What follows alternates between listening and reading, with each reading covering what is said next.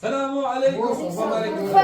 هاي دورنا بقدي شوني جرس تيروس بسعد. السلام عليكم خلك يا اخوان بارك.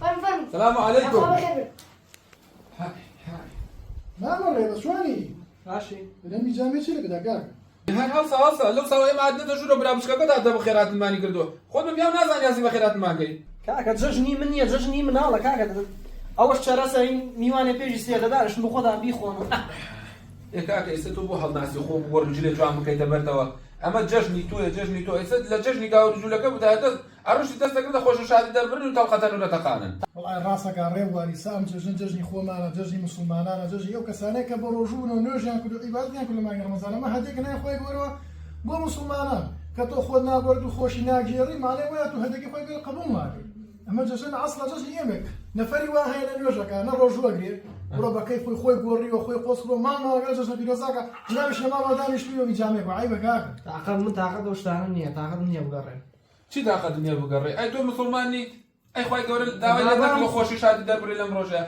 الله تنانه تعزيش ده وبل روجا خوشی ده لا هم بالك سلام هسه خذ قرضي هسه ديت برو خذ قردي يلا قاعد من خاسر مابري ايه استعلى سلام راستيك بیا بیا قوز جوان دي يلا بابرو عندك ديك بابر مال بگره نو چش لا پیروزی خو ما بگی